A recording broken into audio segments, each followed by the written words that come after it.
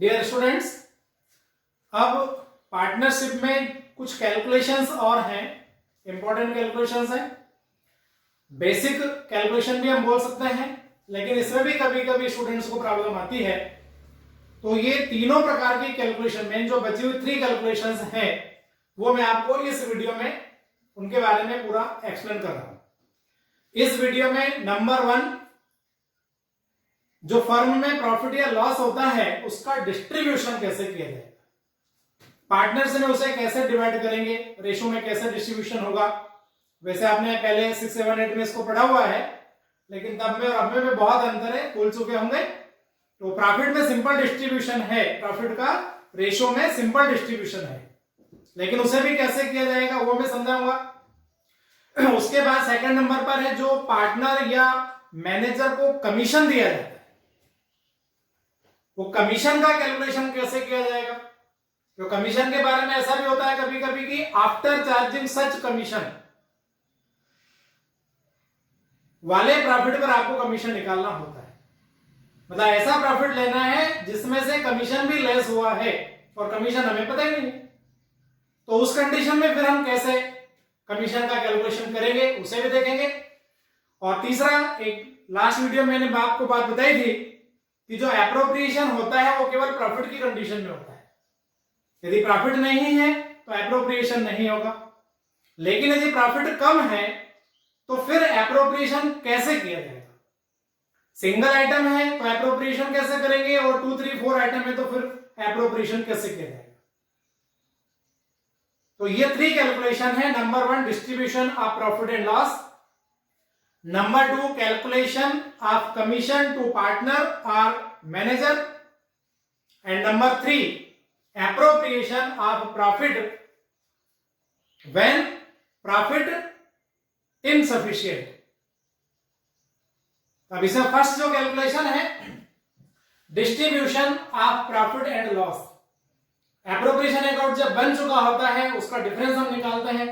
आप जानते हैं उस डिफरेंस को हम कहते हैं डिविजिबल प्रॉफिट, और वो डिविजिबल प्रॉफिट पार्टनर्स के बीच में उनके एग्रीड रेशो में डिस्ट्रीब्यूट होता है। एग्रीड रेशो क्वेश्चन में आपको दिया हुआ होता है। एग्रीड रेशो नहीं है तो आपको मालूम है in the absence of partnership deed, जो प्रॉफिट या लॉस है उसे आप सारे पार्टनर्स में इक्वल डिस्ट्रीब्यूट करेंगे। और यदि रेशो दिया हुआ है 5:3:2, 3:1, 2 पार्टनर होंगे 3:2 हो जाएगा, 2:1 हो जाएगा। तो रेशो में कैसे बांटेंगे वो मैंने आपको नीचे बताया है। पहली बात है कि रेशो नहीं दिया तो इक्वल डिस्ट्रीब्यूशन करना है। सेकंड नंबर पर रेशो दिया है तो रेशो में डिस्ट्रीब्यूट करेंगे। और थर्ड में कभी कभी ऐसा क्वेश्चन में लिखा हुआ रहता है कि पार्टनर्स अपना जो प्रॉफिट डिस्ट्रीब्यूट करेंगे वो कैपिटल रेशो में करेंगे। तो कैपिटल जो क्वेश्चन में आपको दी हुई रहती है उसका आपको शॉर्टेस्ट फॉर्म कैलकुलेट करना पड़ेगा और वो रेशो बन जाएगा। तो यहां मैंने एक एग्जांपल पहले से बोर्ड पर लिखा हुआ है। पार्टनर्स के जो नेम मैंने लिए ए, बी एंड सी है। इनकी पार्टनर की कैपिटल है 1,50,000, 1 लाख रुपीज एंड 50,000 रुपीज। इसको मैंने शार्ट किया है 2, 3 टाइम में किया है। देखिए पहले रेशो जब बनाएंगे तो पहले तो कैपिटल लिखा 150, 1 लाख 50,000 रुपीज। फिर हमने इसमें ध्यान दिया 4 0 कट कर दी। 4 0 कट करने का मतलब ये होता है कि हमने इसको 10,000 से डिवीजन किया। रेशो में ऐसा नहीं कि 0 0 कट कर दिया रेशो बन के छोटा, उसका एक प्रॉपर मेथड होती है। रेशो में जितने भी डिजिट होते हैं इसमें किसी भी नंबर का डिवीजन या मल्टीप्लाई करने पर रेशो चेंज नहीं होता है। तो उस प्रिंसिपल का यूज किया हमने। 10,000 का डिवीजन किया तो 4 0 कट गए, बचा 15, 10 एंड 5। और फिर हमने इसमें 5 से डिवीजन किया तो 5 3 जा 15, 5 2 जा 10 और 5 1 जा 5। तो ये हो गया रेशो 3:2:1। जब भी इस प्रकार आपको कोई कैपिटल दी जाएगी आप उसका शॉर्टेस्ट फॉर्म निकालिए, वो आपका रेशो बन जाएगा। क्वेश्चन में से लिखते हैं कि कैपिटल रेशो में प्रॉफिट का डिस्ट्रीब्यूशन करना है तो आपको कैपिटल का शॉर्टेस्ट फॉर्म कैलकुलेट करना पड़ेगा। और ये फिर इसके बाद एक एग्जांपल लिया मैंने। मान लीजिए डिविजिबल प्रॉफिट है 60,000 रुपीज। अब ये 60,000 को हमें डिस्ट्रीब्यूट करना है 3:1 के रेशो में। तो फार्मूला मैंने लिखा है यहां पर, डिस्ट्रीब्यूशन जब करेंगे प्रॉफिट का तो divisible profit into ratio, ratio means ये फुल 3:1 और डिवीजन में होगा total of digits in ratio. जो डिजिट्स है यहाँ पर 3:1, देखिए नीचे मैंने लिखा हुआ है यहाँ पर 60,000 रुपीज का प्रॉफिट है, फिर रेशो लिखा 3:1 का और ये 3 + 2 + 1 = 6। अब ये जो टोटल आया है डिजिट्स का, इस टोटल से केवल आपको डिविजिबल प्रॉफिट को डिवीजन करना है, ये 3:1 का यूज नहीं करना है। केवल जो प्रॉफिट है, प्रॉफिट में टोटल का आप डिवीजन करेंगे। तो डिवीजन करने पर फुल डिवीजन करना है, जो शेयर आएगा उसे हम बोलते हैं कि ये 1 शेयर का अमाउंट हो गया। और जिस पार्टनर के फिर जितने शेयर हैं 10,000 1 शेयर हो गया, फर्स्ट पार्टनर के 3 शेयर है मल्टीप्लाई किया 3 से, सेकंड पार्टनर के 2 शेयर है 2 से मल्टीप्लाई किया और थर्ड पार्टनर का 1 शेयर है उसको हमने 1 से मल्टीप्लाई कर दिया। तो 3 से मल्टीप्लाई किया 30,000, 2 से मल्टीप्लाई किया 20,000 और 1 से मल्टीप्लाई किया तो 10,000 रुपीज। ये टोटल हो गया इनका अलग अलग प्रॉफिट का डिवीजन हो गया ए, बी एंड सी। प्रॉफिट कितना भी हो सकता है, सिंपल एक बात आपको समझ में जाएगी तो बाकी सारी बातें समझ जाएंगे, आप आसानी से उनका डिस्ट्रीब्यूशन कर सकते हैं। इसी प्रकार से डिस्ट्रीब्यूशन प्रॉफिट का भी होगा और इसी प्रकार से डिस्ट्रीब्यूशन लॉस का भी होगा। ये कैलकुलेशन वहां आपको करना पड़ेगी जब profit and loss appropriation account के आप एंड में रहेंगे और प्रॉफिट या लॉस को पार्टनर्स में डिस्ट्रीब्यूट करना है। इसके बाद अब सेकंड जो स्टेप है कमीशन का कैलकुलेशन, वो आपको बताता हूं। अब सेकंड जो कैलकुलेशन है, calculation of commission to manager और पार्टनर। किसी को भी कमीशन देना है तो कमीशन के एक तरीका तो होता है अमाउंट लिख देंगे क्वेश्चन में, आपको commission 10,000 20,000 30,000, there is no problem. Calculated amount आपको क्वेश्चन में दिया है, आप उसे प्रॉपर प्लेस पर मेंशन कर दीजिए। सेकंड नंबर होता है कमीशन ऑन सेल्स। जितना गुड सेल्स किया जाएगा उस सेल्स का परसेंट लगा करके आपको कमीशन निकालना है, वो भी सिंपल। जितना सेल्स है मल्टीप्लाई करेंगे आप परसेंटाइल से और डिवीजन कर दीजिए 100 से। जैसे सिंपल आप कोई परसेंट से अमाउंट कैलकुलेट करते हैं, ठीक उसी प्रकार से। और यदि कमीशन प्रॉफिट पर कैलकुलेट करना है तो यहां 2 टाइप की कंडीशंस आती हैं, मैंने इनको यहां मेंशन किया हुआ है। Commission on net profit before charging such commission, और सेकंड नंबर है commission on net profit after charging such commission. ये बहुत इंपॉर्टेंट वर्ड होता है, बिफोर चार्जिंग और आफ्टर चार्जिंग। बिफोर चार्जिंग में बिल्कुल सिंपल आपको प्रॉफिट कैलकुलेट करना है। क्या चार्ज करने की बात लिखी है, बिफोर चार्जिंग सच कमीशन। कमीशन तो हमें पता ही नहीं है तो उसको वैसे भी कहां से चार्ज कर सकते हैं। तो जिस प्रॉफिट पर आपको कमीशन कैलकुलेट करने का कहा जाएगा उस प्रॉफिट को पहले आप कैलकुलेट कर लीजिए और उस प्रॉफिट पर सिंपल फार्मूला लगाएंगे। मैंने यहां लिखा हुआ है नेट प्रॉफिट आर प्रॉफिट, जो भी क्वेश्चन में वर्ड रहेंगे, इनटू परसेंटाइल डिवाइड बाय 100। एक एग्जांपल को मैंने एक्सप्लेन किया है कि मान लीजिए प्रॉफिट हुआ 11,000 रुपीज का और 11,000 का 10% आपको कैलकुलेट करना है, तो 11,000 into 10 divide by 100 is equal to 1,100। जिस प्रॉफिट पर निकालना है सिंपल फार्मूला, बिल्कुल there is no problem. Calculation आपको तब ध्यान रखना है जब यहां क्वेश्चन में वर्ड ये बिफोर की प्लेस पर आफ्टर वर्ड आ जाए। तो ये जो यहां पर यूज होगा commission on net profit after charging such commission, मतलब कमीशन को चार्ज करने के बाद जो प्रॉफिट आएगा उस प्रॉफिट पर आपको कमीशन का कैलकुलेशन करना है। मीनिंग क्या हुआ इसका, मैंने यहां पर बताया कि एक्सप्लेन किया है। जो नेट प्रॉफिट है, नेट प्रॉफिट में से कमीशन पहले माइनस होगा, पता नहीं है लेकिन माइनस करना है, और कमीशन माइनस करने के बाद जो नेट प्रॉफिट आएगा उस नेट प्रॉफिट का परसेंट निकालना है आपको। जब तक कमीशन नहीं मालूम होगा तब तक ये प्रॉफिट नहीं मालूम होगा, जब तक ये प्रॉफिट मालूम नहीं होगा तब तक हम कमीशन निकाल ही नहीं सकते। तो ऐसी कंडीशन में ये फार्मूला यूज होता है, commission is equal to net profit जो हमने कैलकुलेट किया हुआ है, नेट प्रॉफिट में मल्टीप्लाई करेंगे परसेंट का और डिवीजन में 100 प्लस परसेंटाइल होगा। अब 100 प्लस परसेंटाइल मैंने इसको एक एग्जांपल के द्वारा सॉल्व किया है। अमाउंट वही है 11,000 रुपीज। ये 11,000 रुपीज है। 11,000 into 10 divide by 100 plus 10, 100 plus होगा टोटल। इसको सॉल्व करेंगे तो अमाउंट आएगा ये 1,000 रुपीज। अब ये 1,000 को हम इसकी वैल्यू पुट करेंगे यहां। ये 1,000 मैंने रिकॉर्ड किया, 11,000 में से 1,000 लेस किया, कितना हो गया ये 10,000 रुपीज। तो आप केयरफुली देख सकते हैं ये 10,000 रुपीज का 10% ये 1,000 रुपीज है, 11,000 का नहीं। तो इसे बोलते हैं commission on net profit after charging such commission. मतलब कमीशन को चार्ज करने के बाद जो प्रॉफिट बचेगा।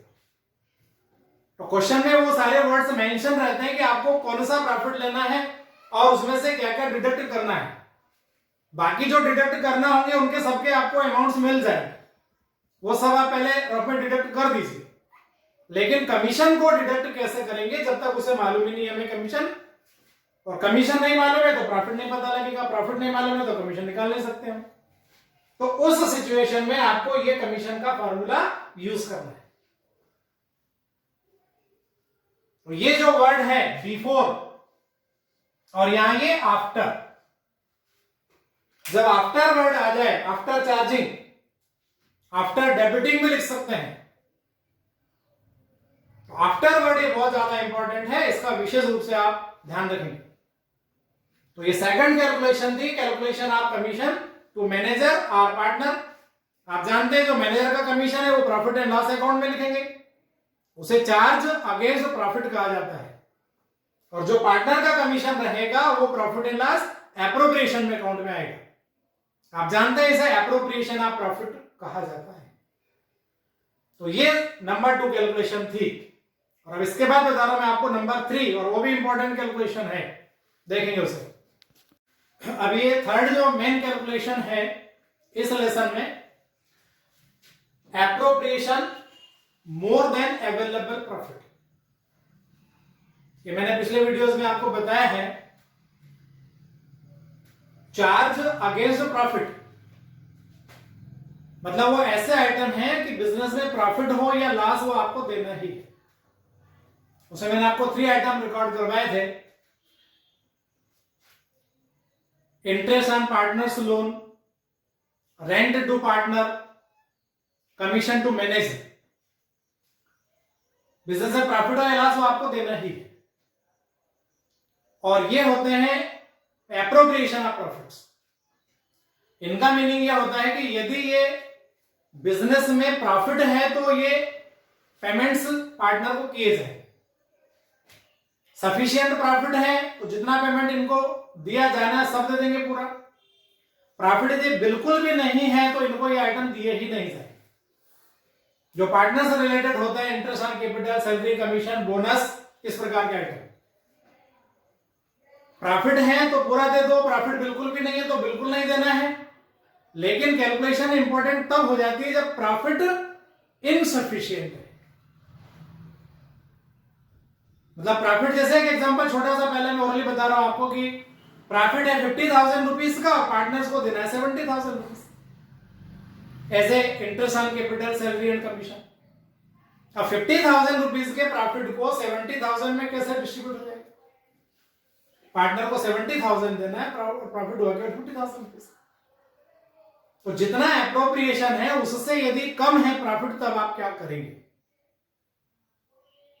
तो यहां इसका जो तरीका है वो मैंने पूरा बोर्ड पर एक एग्जांपल के द्वारा आपको एक्सप्लेन किया है और मैं आपको यहां पर ओरली समझा दे रहा हूं। हेडिंग लिखा मैंने, थर्ड कैलकुलेशन है appropriation more than available profit. जितना प्रॉफिट होगा उससे ज्यादा आपको एप्रोप्रिएशन करना है, पार्टनर्स को देना है। अब एक एग्जांपल लिखा मैंने, अवेलेबल प्रॉफिट इनका है 42,000 रुपीज का। फर्म में जो नेट प्रॉफिट हुआ, अवेलेबल प्रॉफिट है 42,000 रुपीज है। और ये पार्टनर्स को जो अमाउंट्स देना है, इंटरेस्ट ऑन कैपिटल ABC का कैलकुलेट किया, 15,000, 10,000, 5,000 आ गया।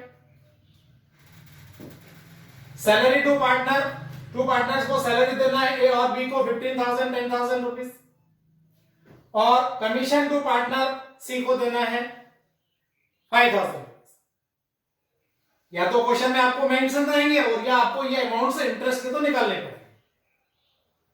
ये क्वेश्चन में आपको दिए हुए रहते हैं और ये दिया हुआ रहेगा, इंटरेस्ट आपको कैलकुलेट करना पड़ेगा। पहले इनको सबको कैलकुलेट करें। ये कह सकते हैं आपको कि हर क्वेश्चन में एप्रोप्रिएशन अकाउंट बनाने के पहले आपको ये थोड़ा सा सावधानी रखना होगा।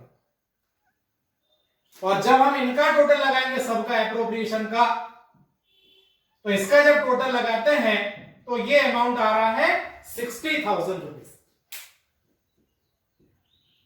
अब आप देखेंगे प्रॉफिट अवेलेबल है 42,000, लेकिन पार्टनर्स को इंटरेस्ट ऑन कैपिटल, सैलरी और कमीशन के फॉर्म में टोटल देना है हमको 60,000 रुपीज। तो पार्टनर को देना है 60,000 लेकिन प्रॉफिट है केवल 42,000 रुपीज। कैसे देंगे?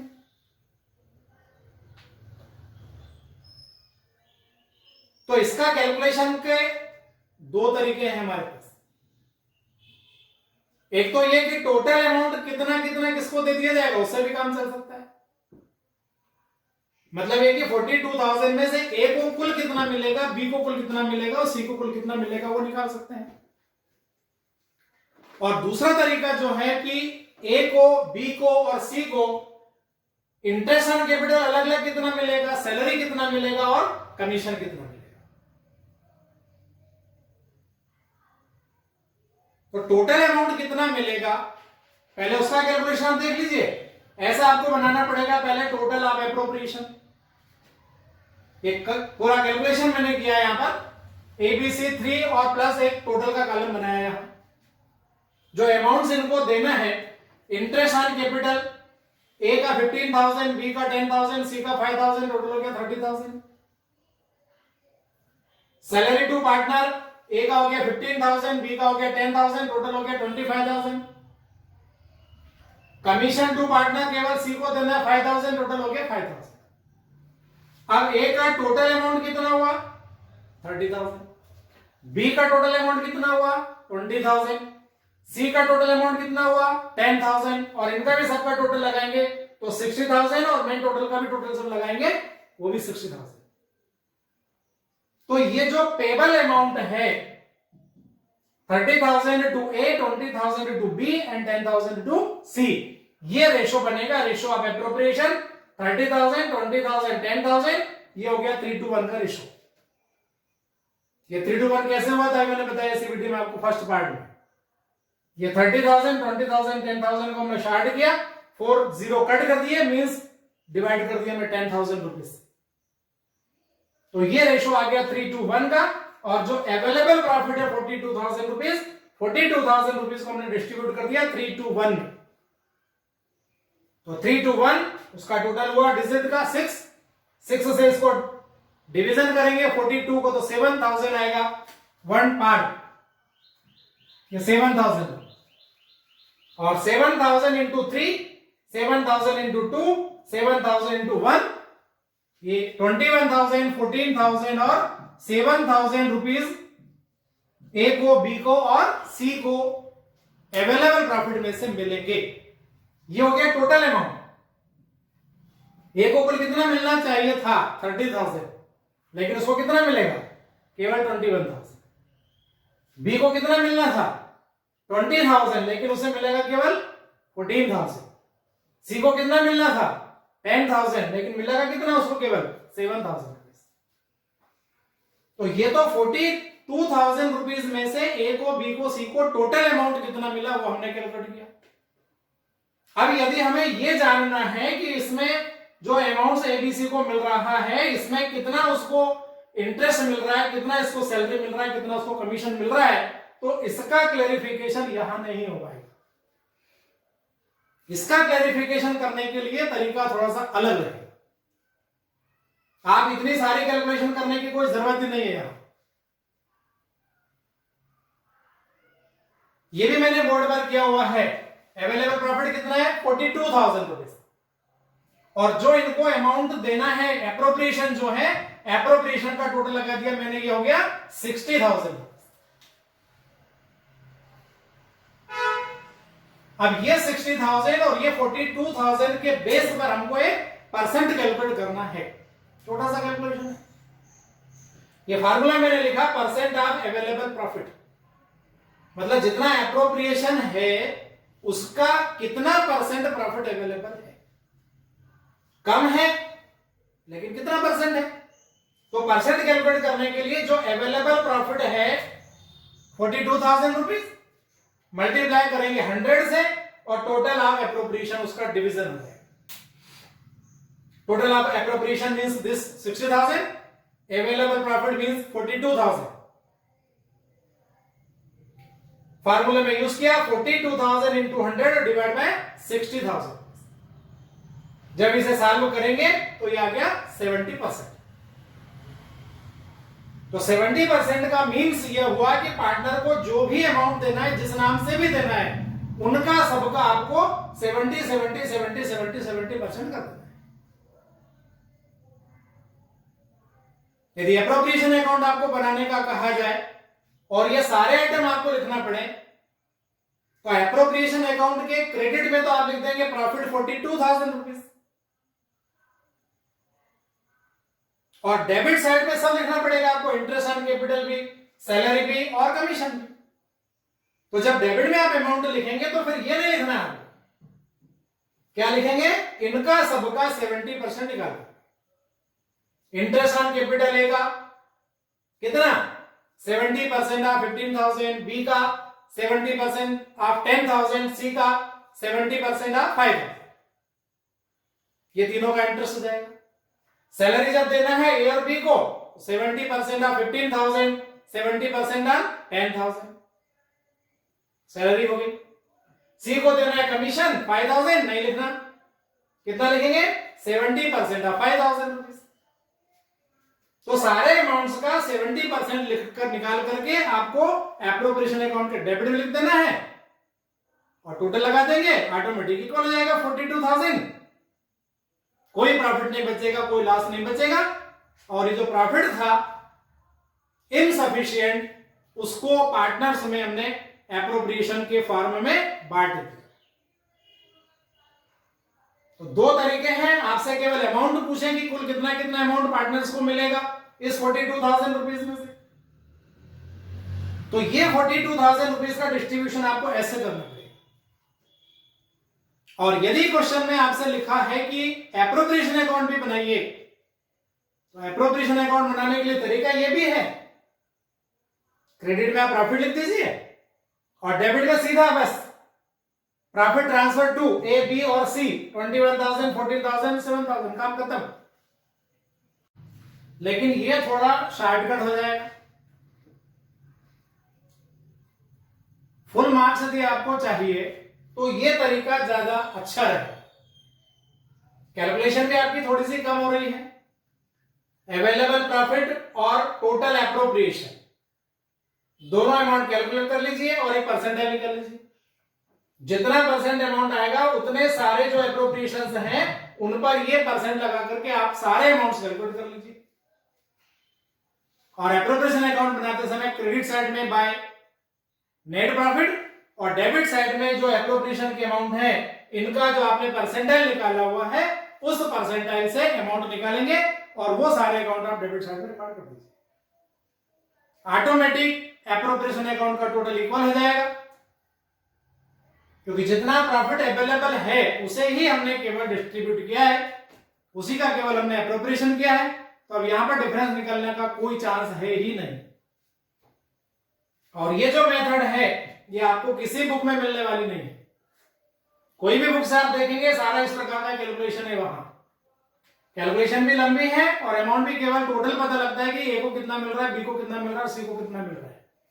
इंडिविजुअल पता नहीं लगेगा कि उसको इंटरेस्ट ऑन कैपिटल कितने मिल रहे हैं, सैलरी कितनी मिल रही है, कमीशन कितना मिल रहा है। ये तरीका अप्लाई आप तब कर सकते हैं जब कोई सिंगल अमाउंट आपको दिया हुआ है, बस कि इंटरेस्ट ऑन कैपिटल देना है और इंटरेस्ट ऑन कैपिटल से भी जो अवेलेबल प्रॉफिट है वो कम है। तो इंटरेस्ट ऑन कैपिटल का रेशो बना करके और अवेलेबल प्रॉफिट को डिस्ट्रीब्यूट कर दीजिए। फुल मार्क्स आइए तो जो भी तरीका आप अप्लाई करें अच्छे से करिए उसको। उम्मीद है कि आपको ये कॉन्सेप्ट पूरे तीनों पार्ट जो मैंने आपको समझाया अच्छे समझ में आए होंगे। वीडियो आपने देख लिया है, उसे लाइक कीजिए, शेयर कीजिए, सब्सक्राइब जिन्होंने नहीं किया वो सब्सक्राइब कर लीजिए और वीडियो कंटिन्यू आते चले जाएंगे। सबसे पहले उसका नोटिफिकेशन आपके पास पहुंचेगा सब्सक्राइब करने पर। और किसी प्रकार की भी कोई क्यूरी है तो आप निसंकोच कमेंट्स बॉक्स में जाकर के और मुझे वो पूछ सकते हैं। जैसे भी स्थिति होगी मैं आपको यथासंभव मदद करूंगा। Okay, thank you.